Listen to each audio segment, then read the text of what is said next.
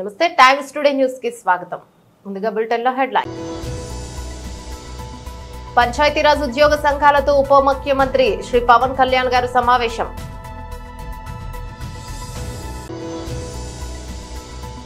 Sainik school పై రేవంత్ రెడ్డి పచ్చి అబద్ధాలు. రేవంత్ రెడ్డికి మాజీ ఎంపీ వినోద్ కుమార్ గట్టి కౌంటర్ ఇచ్చారు. ప్రత్యక్ష ప్రసారం. పార్టీ కేంద్ర కార్యాలయం తాడేపల్లి నుండి మాజీ మంత్రి పేర్ని వెంకటరామయ్య విలేకరుల సమావేశం. రాష్ట్రంలో శాంతి భద్రతలను గాలికి వదిలేసి ఢిల్లీలో చక్కర్లు కొడుతూ పబ్బం గడుపుతున్న రేవంత్ రెడ్డి, మాజీ ఎమ్మెల్యే శ్రీ ఎన్వీఎస్ఎస్ ప్రభాకర్ భారతదేశం మెచ్చేలా జాతి మొత్తం ఆంధ్రప్రదేశ్ వైపు తిరిగి చూసేంత అద్భుతంగా రాష్ట్ర పంచాయతీరాజ్ వ్యవస్థను తీర్చిదిద్దాలనే లక్ష్యంతో పనిచేద్దాం.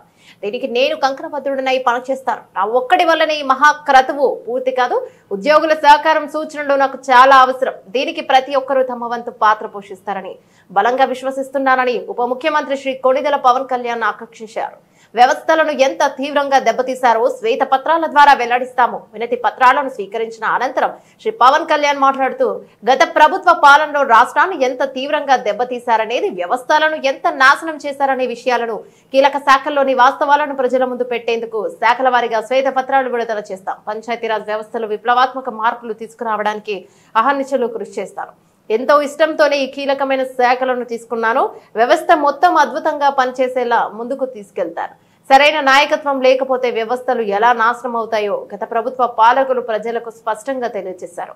మళ్లీ వ్యవస్థలను గాడిలో పెట్టేందుకు, అవి పూర్తిగా ప్రజల కోసం పనిచేసేలా తయారు చేసేందుకు శక్తి వంచన లేకుండా పనిచేద్దాం. ఉద్యోగులకు అన్ని విధాల అండగా నిలుస్తూ సాధక బాధకాలను అర్థం చేసుకుంటూ పునరుత్తేజం కలిగించేలా పాలన ఉంటుంది.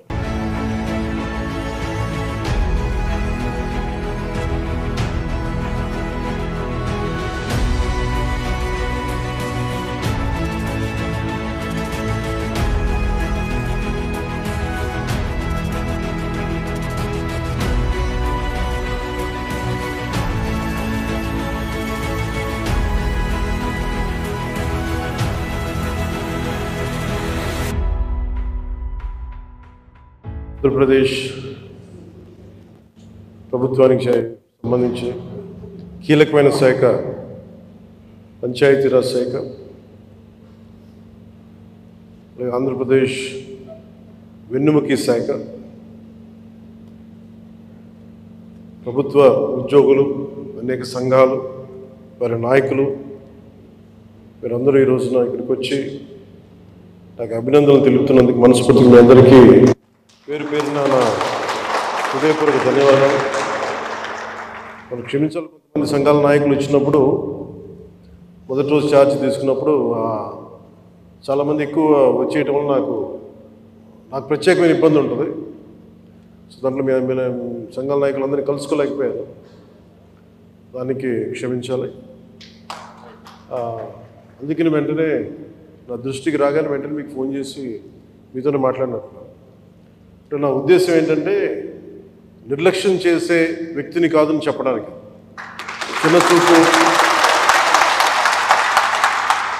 చిన్నచూపు చూసే వ్యక్తిని కాదు. మీ సమస్య నా సమస్య. అది చాలాసార్లు సభలో చెప్పాను, కానీ ఇప్పుడు ప్రత్యేకించి ఛార్జ్ తీసుకున్న తర్వాత మీకు మళ్ళీ మీ అందరికీ తెలియజేసుకుంటా ఉన్నాను. మిమ్మల్ని అర్థం చేసుకునే వ్యక్తిని, మీ సమస్యల్ని పరిష్కరించడం, ఎంత త్వరగా పరిష్కరించడం అనేది నా ఒక్కడి చేతిలో లేదు. కానీ మీ సమస్యల్ని వినగలిగే శక్తి ఉన్నవాడు. ముందు సమస్యని వింటే ఒక పరిష్కారం దొరుకుతుంది. వినటానికి అలసట అందరికీ. సో నేను మీకు ప్రత్యేకించి తెలియజేసుకునేది, నేను వినే వ్యక్తిని. ఇందాక మీ సహచరులు ఎవరు వచ్చి ఇక్కడికి ఇచ్చారు, సహచరులు, అది ఖచ్చితంగా యుద్ధ ప్రాతిపాదికన మీరు ఆ సమస్యను పరిష్కరిస్తాను మీరు వచ్చి ఇచ్చారు. ఇలాంటివి చేయడానికంటే నాకు మీరు ఇందాక ముందు సంఘాల పెద్దలు కూడా మాట్లాడుతూ చాలామంది గతంలో కూడా మీరు సమ్మెలు, గత ప్రభుత్వం మీద మా కోపం ఉంది, మీకు ఈ ప్రభుత్వం మీద మీరు మాట్లాడుతూ ఉన్నారు. ఒక్కటి ఏంటంటే, ఇది అందరం కలిసి పనిచేయాలి, మినిస్ట్రీ కానీ ఉద్యోగులు కానీ. గతంలో ఎవరు ఎలా చేశారో నాకు తెలియదు, మీరందరూ వింటా ఉంటే నేను సమస్యలు వింటా ఉన్నా. కాకపోతే ఇది చాలా పురాతనమైన, చాలా బలమైన వ్యవస్థ, చాలా పాత వ్యవస్థ ఇది. ప్రతిసారి ఈ వ్యవస్థకి ఒక తుప్పు పట్టినట్టు పట్టేస్తాం. దీన్ని బలోపేతం చేయాల్సిన అవసరం ఉంది. దీనిని సమస్యలు ఏమైతే ఉన్నాయో మీ అందరికీ ప్రతి సంఘం తరఫున ఇది ప్రత్యేకించి ఒక ఓవరాల్గా మేము ఇలా చేయదలుచుకున్నాం, మా సమస్యలు ఇవి, లేదంటే మేము ఇలా నిలబడతాం, కొంచెం ఇవన్నీ చెప్తా ఉన్నారు. నేను మీకు ఈరోజు మాటిస్తున్నాను, పంచాయతీ పనులతో పాటు మీ సమస్యలను కూడా నేను వినే వ్యక్తిని. నేను ప్రత్యేకించి ఏ సంఘాలకు సంబంధించి ఆ సంఘానికి ప్రత్యేకించి ఒక టైంని అలాట్ చేసి మరి. కాకపోతే నాకున్న సమస్య ఏంటంటే అందరూ కొంచెం ప్రిపేర్ అయ్యారండి బాగా. అంటే నేను చాలా శాఖలు ఉన్నాయి, మిగతా పనులు కూడా చూసుకోవాలి. కాబట్టి మీరు బాగా ప్రిపేర్ అయ్యి వచ్చి ఒక పరిష్కార మార్గం కూడా తీసుకెళ్ళండి. దాదాపు ఇలా ఆలోచించవచ్చు, ఇలా చేయొచ్చు. ఇందాక మీరు మాట్లాడుతూ అన్నారు, గత ప్రభుత్వం అంటే అంతకుముందు 2014 వచ్చినప్పుడు సైనిక్ స్కూల్ పై రేవంత్ రెడ్డి పచ్చి అబద్ధాలు. రేవంత్ రెడ్డికి మాజీ ఎంపీ వినోద్ కుమార్ గట్టి కౌంటర్నిచ్చారు.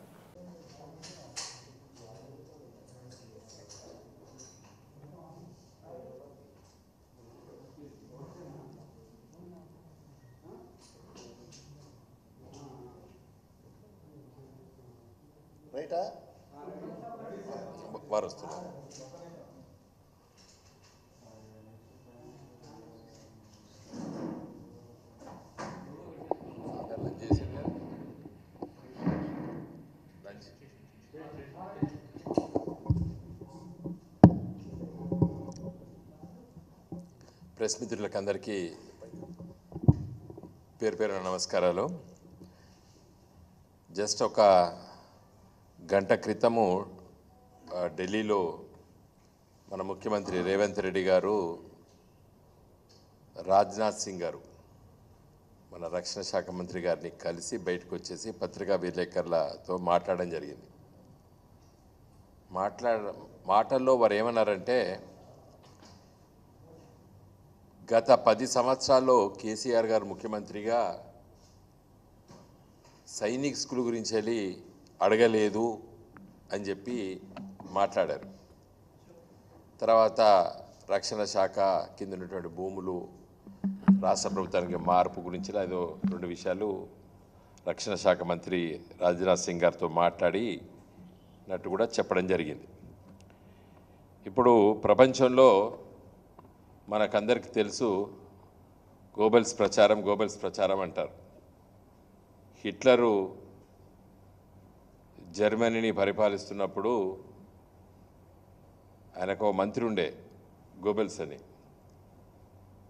ఆయన ఏమో ఇక్కడ గెలిచినాము, అక్కడ గెలిచినాము, అక్కడికి మన సైన్యాలు పోయినాయి, ఇక్కడ సైన్యాలు పోయినాయి, ఈ దేశానికి అభిరించినాము, ఆ దేశానికి అభిరించామని చెప్పి రోజు రేడియోలో వార్తలు చెప్పేది. చెప్తే హిట్లర్ అడిగిండు, ఏందా ఇవన్నీ మనం ఎక్కడ గెలవలేదు, ఎక్కడ ఓలేదు, ఇవన్నీ ఎందుకు చెప్తున్నామంటే, 10 సార్లు అబద్ధం ఆడితే 100 సార్లు అబద్ధం ఆడితే నిజం అనుకుంటారు ప్రజలు, నీకు తెలియదు అని చెప్పి హిట్లర్నే దబాయిస్తాడు గోబెల్స్. ఆయనే సూత్రాన్ని పాటిస్తున్నాడు ఇప్పుడు రేవంత్ రెడ్డి గారు. ఇప్పుడు ముఖ్యమంత్రి స్థానంలో ఉన్నారు కదా రేవంత్ రెడ్డి గారు. మీరే ఒకసారి ఎక్కడో అన్నారు, ఈ వినోద్ కుమారు ఈ సైనిక్ స్కూల్ గురించి వెళ్ళి లేఖలు రాసిండు, ఆయన ముఖ్యమంత్రి పట్టించుకోకపోతే నేను బీకిండు అన్నట్టు ఏదో అట్లాంటి మాట ఏదో మాట్లాడాడు నా మీదనే. ఇవాళ అసలు కేసీఆర్ అడగలేదని అన్నారు. ఇప్పుడు ప్రభుత్వాలు, ముఖ్యమంత్రులు, మంత్రులు, ఎమ్మెల్యేలు, ఎంపీలు మారుతారు, కానీ ప్రభుత్వం అనేది ఎల్లప్పుడూ కొనసాగుతుంది. మీరు ముఖ్యమంత్రి కార్యాలయంలో ఉన్నాయి కదా కేసీఆర్ గారు రాసిన లేఖలు, 10ల సంఖ్యలో ఉన్నాయి. ఇలా సైనిక్ స్కూలు ఎందుకు రాలేదు అని క్షుణ్ణంగా మీరు దానిపైన శ్రద్ధ పెట్టి ఆలోచన చేయండి. నేను ఇదివరకు కూడా మాట్లాడినాను, మీరు ముఖ్యమంత్రి అయిన తర్వాత ఆ కామెంట్స్ మీద కూడా మాట్లాడి చెప్పినాను. మీ దృష్టికి తీసుకొస్తున్నారో తెలియదు మీ పిఆర్ఓలు. నేను చాలా స్పష్టంగా చెప్పిన అలాంటి కూడా మా ప్రభుత్వం పోయి మీరు కొత్తగా అధికారంలోకి వచ్చారు, మీకు తెలవాలే, మీరు దాన్ని ఫాలోఅప్ చేయాలని చెప్పినాం, మంచి ఉద్దేశంతో చెప్పినాం మేము. ఇప్పుడు సైనిక్ స్కూలు సమైక్య ఆంధ్రప్రదేశ్లో కోర్కొండ స్కూల్ మొదటిది, తర్వాత పులివెందలో రాజశేఖర రెడ్డి గారిని అప్పుడు తెచ్చుకున్నాడు. కిరణ్ కుమార్ రెడ్డి గారు ముఖ్యమంత్రి ఉన్నప్పుడు ఆయన కాన్స్టిట్యూన్సీలో తెచ్చుకున్నాడు. ఉద్యమ కాలంలో ఇవన్నీ మేము మాట్లాడేది, ప్రతిరోజు మాట్లాడేది. 2014లో నేను ఎంపీ అయిన తర్వాత కడియం శ్రీయర్ గారు ఇప్పుడు మీ పార్టీలో జాయిన్ అయ్యాడు, మొన్న మా పార్టీలో గెలిచి మీ పార్టీలో జాయిన్ అయ్యారు. ఆయన వరంగల్ ఎంపీగా ఉండే. జితేందర్ రెడ్డి గారు మా ఫ్లోర్ లీడర్, మొన్న బీజేపీకి రాజీనామా చేసి మీ పార్టీలో జాయిన్ అయ్యారు. వారు మహబూబ్ నగర్ ఎంపీగా ఉండే. మేము అందరము, ఇంకా చాలామంది మా మిగతా మిత్రులు, సుమను, మిగతా మిత్రులు అందరం కలిసి, విశ్వేశ్వర రెడ్డి గారు, వీళ్ళందరం కలిసి తిరుగుదాం. శాంక్షన్ చేసినారు, వరంగల్లో పెట్టాలని చెప్పి ఆలోచన వచ్చింది. అప్పుడు మనోహర్ పారికర్ గారు ఉండే రక్షణ శాఖ మంత్రి. వారి దగ్గరికి వెళ్తే వారు ఏమన్నారు, ఒక రాష్ట్రానికి ఒక సైనిక్ స్కూల్ ఇచ్చినాం మనము, రాష్ట్ర విభజన జరిగి ఒక కొత్త రాష్ట్రం ఏర్పడితే మళ్ళీ వాళ్ళు అడుగుతున్నారు మీలాగా, దీనిపైన ఒక ఆలోచన చేయాలని చెప్పి, ఒక పాలసీ తీసుకురావాలని చెప్పి వారు మరి క్యాబినెట్లో పెట్టి అది ఆర్థిక శాఖకు వెళ్తే ఒక కుర్రీ పడ్డది. అది ఏంటంటే, ఇక నుండి సైనిక్ స్కూలు రక్షణ శాఖ నడుపది.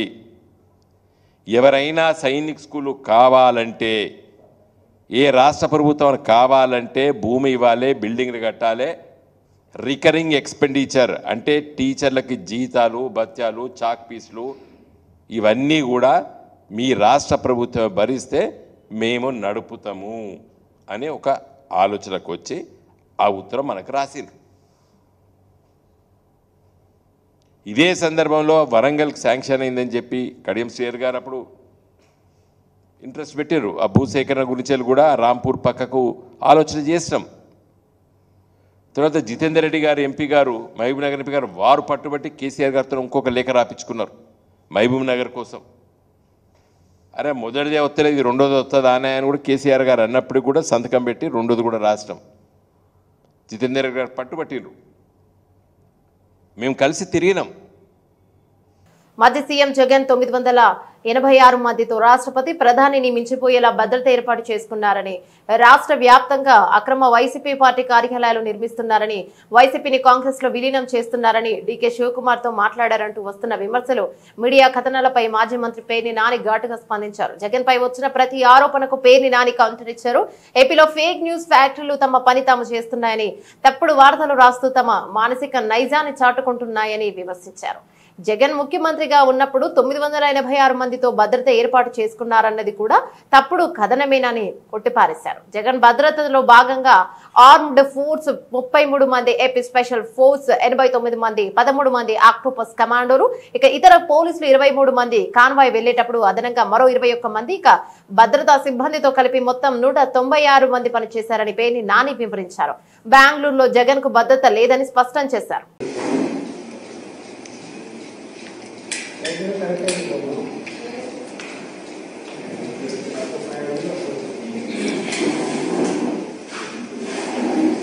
ఇవాళ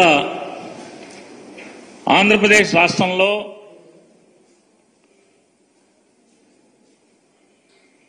వాస్తవాల్ని వార్తలుగా ప్రచారం చేస్తామని చెప్పుకుని దుకాణాలు తెరిచినటువంటి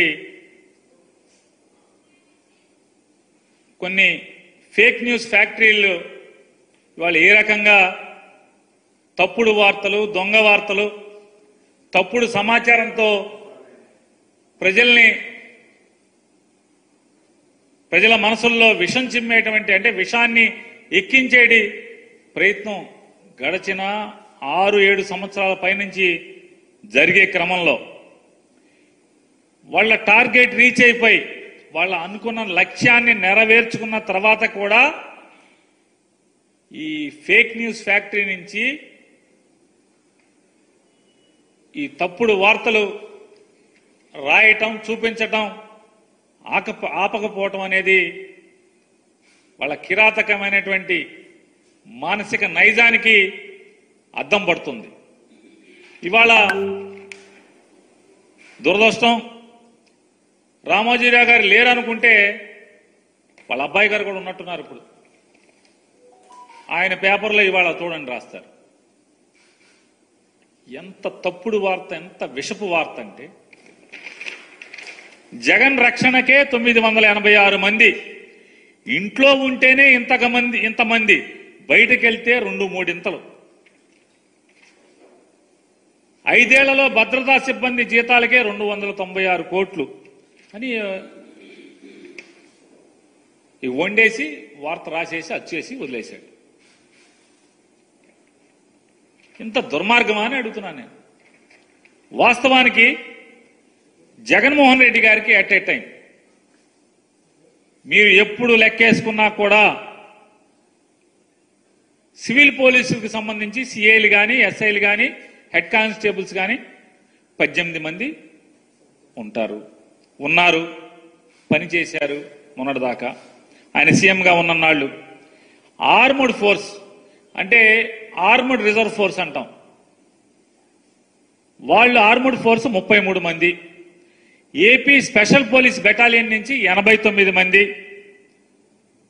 మనం జగన్మోహన్ రెడ్డి గారి సీఎంగా ఉన్నప్పుడు బయటికి సీఎం గారు ఎప్పుడు వచ్చినా ఎక్కడైనా మనం బ్లాక్ డ్రెస్సులతో ఉండేటువంటి అక్టోపస్కి సంబంధించినటువంటి 13 మంది.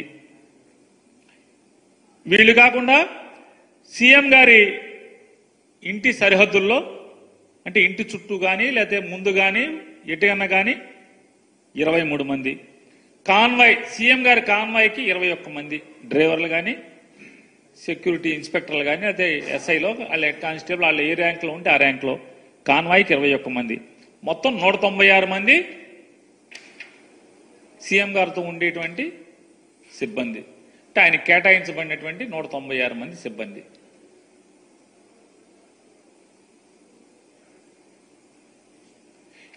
ఈ 196 మంది అయితే వీళ్ళు తప్పితే ఇంకెక్కడన్నా ఉన్నారా? ఇందులో అంతా కలిపి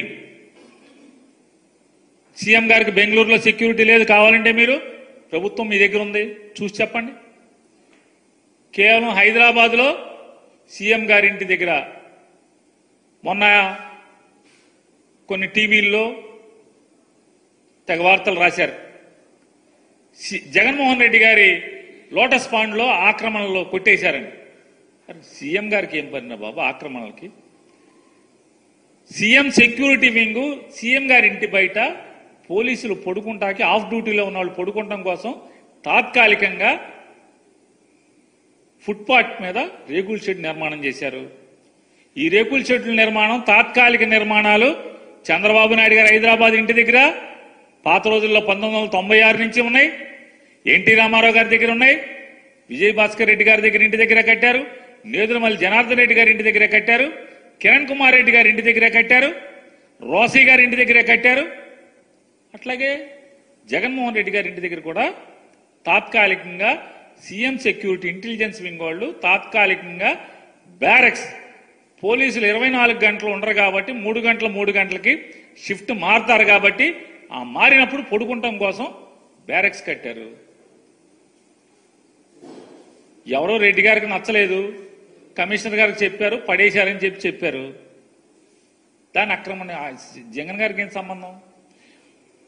లోటస్ పాండ్ దగ్గర ఉన్నటువంటి పోలీసులతో సహా లెక్క కలిపి నేను చెప్పేది ఎట్ ఏ టైం 196 మంది ఉంటారు. 196 మంది, 986 మంది అని చెప్తారు.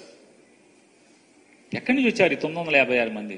అంటే సీఎం గారు ఎంత దుర్మార్గంగా రాస్తారంటే దీంట్లో రామోజీరావు గారి అబ్బాయి ఎంత దుర్మార్గంగా రాస్తాడంటే 24 గంటలు మొత్తం బెజవాడ నుంచి సర్వీస్ రోడ్లు మొత్తం అంతా కూడా పోలీసులు మయమంట. ఎప్పుడున్నారండి? సీఎం మూమెంట్ ఉంటే ఉంటారు. సీఎం గారు బయటికి వెళ్తుంటే ఎన్ రూట్ అంతా, ఎయిర్పోర్ట్కి వెళ్తే ఎయిర్పోర్ట్ అంతా, లేదా హెలిప్యాడ్కి ఉంటే హెలిప్యాడ్కి ఉంటారు. ఎందుకుంటారు? అది లోకల్ బందోబస్తుది, సీఎం వెళ్తుంటే రాష్ట్రంలో శాంతి భద్రతలను గాలికి వదిలేసి ఢిల్లీలో చక్కర్లు కొడుతూ పబ్బం గడుపుతున్నారు రేవంత్ రెడ్డి. మాజీ ఎమ్మెల్యే శ్రీ ఎన్వీఎస్ఎస్ ప్రభాకర్. ముఖ్యమంత్రి అయినటువంటి రేవంత్ రెడ్డి గారు ఈ 6 నెలల కాలంలో 4 సార్లు ఐఏఎస్ లని ఐపీఎస్ లని మార్చడం జరిగింది. ఇంకా ఎన్నిసార్లు మారుస్తారో కూడా తెలియదు. ఇకపోతే శాంతి భద్రతలు రాష్ట్రంలో చాలా ఘోరంగా క్షీణించినాయి. పట్టించుకునే అధికారే లేడు. 3 హత్యలు 6 మానభంగాల్లా ఈ రాష్ట్రం 6 నెలల పాలన కొనసాగిందని చెప్పని నేను పేర్కొంటాను.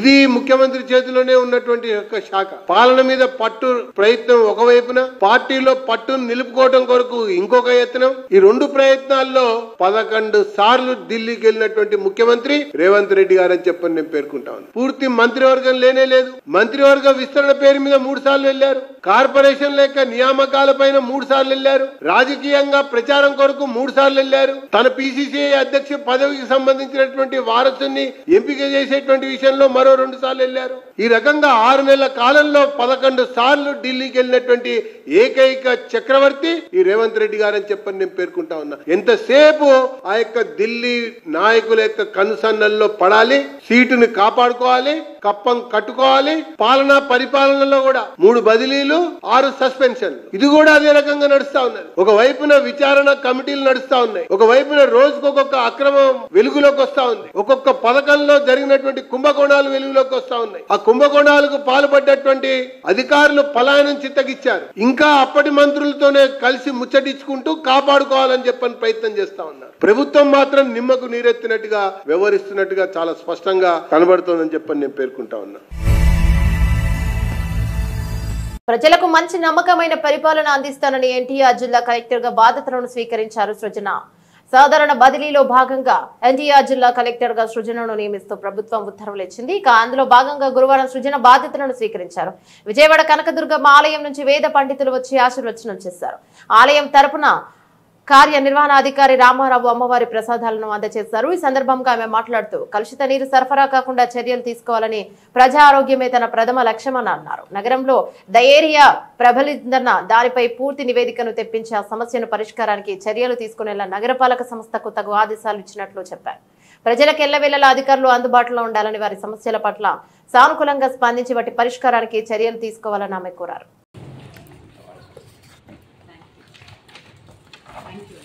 ఏపీ సీఎం చంద్రబాబు తన సొంత నియోజకవర్గం కుప్పం చేరుకున్నారు. 4వ సీఎంగా ప్రమాణం చేసిన తర్వాత ఆయన తొలిసారి అక్కడ పర్యటిస్తున్నారు.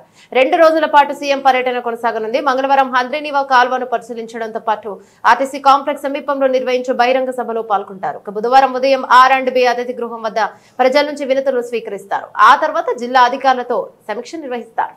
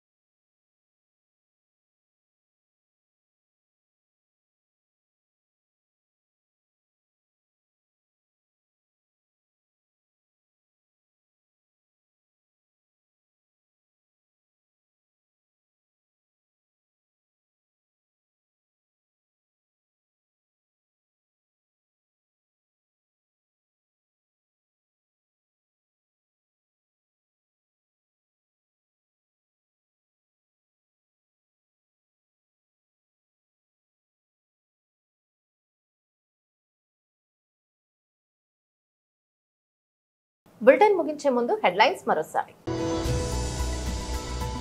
పంచాయతీరాజ్ ఉద్యోగ సంఘాలతో ఉప ముఖ్యమంత్రి శ్రీ పవన్ కళ్యాణ్ గారు సమావేశం.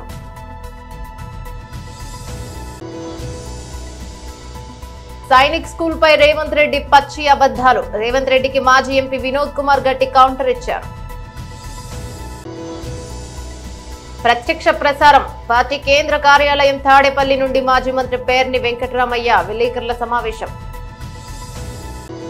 రాష్ట్రంలో శాంతి భద్రతలను గాలికి వదిలేసి ఢిల్లీలో చక్కర్లు కొడుతూ పబ్బం గడుపుతున్న రేవంత్ రెడ్డి, మాజీ ఎమ్మెల్యే శ్రీ NVSS ప్రభాకర్. ఇవి బులెటిన్లో అప్డేట్స్. మరో బులెటిన్లో మళ్ళీ కలుసుకుందాం. అంతవరకు సెలవు. నమస్తే.